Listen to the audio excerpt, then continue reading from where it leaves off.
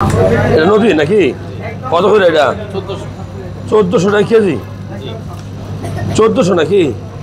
কম রাখবেন? 1350।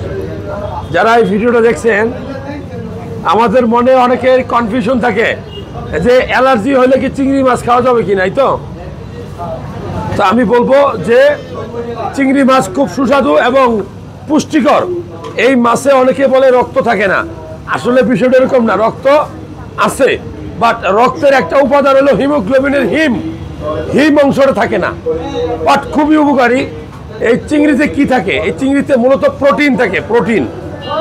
আর চিংড়িতে সবচেয়ে বেশি থাকে জিঙ্ক, যে জিঙ্ক আপনার টেস্টোস্টেরন লেভেল বাড়ায়, স্পার্ম কাউন্ট বাড়ায়, পুষ্টি দেয় এবং হাড় শক্ত করে, আপনার মাংসগুলো শক্ত করে। তো যারা বলে যে চিংড়ি মাছ খেলে অ্যালার্জি হয়, তাদের জন্য বলবো যে না, সব মাছেই, সব খাবারেই আপনার অ্যালার্জি হইতে পারে। যেমন অনেকেই মানুষের কথা শুনেই গরুর মাংস, তারপরে আপনার ডিম, ডাল, পুঁই শাক, মিষ্টি কুমড়া খাওয়া বন্ধ করে দেয়। আমি বলবো যে না, আপনি ওই খাবারটা বন্ধ করবেন যেই খাবারটা খেলে আপনার অ্যালার্জি হয়। যদি চিংড়ি খাইলে অ্যালার্জি হয় তাহলে বন্ধ করবেন, আর না হলে বন্ধ করার কোনো দরকার নাই।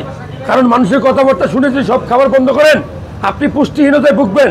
আয়রন এবং জিঙ্ক আপনার শরীরে না থাকলে আপনি রক্তশূন্যতা রোগে ভুগবেন, আপনার শরীরে আরও বেশি অ্যালার্জি হবে। সো অ্যালার্জি হলেই চিংড়ি খাওয়া বন্ধ করতে হবে, এটা ঠিক না। আপনার শরীরে যদি অ্যালার্জি হয় তাহলে আপনি বন্ধ করবেন।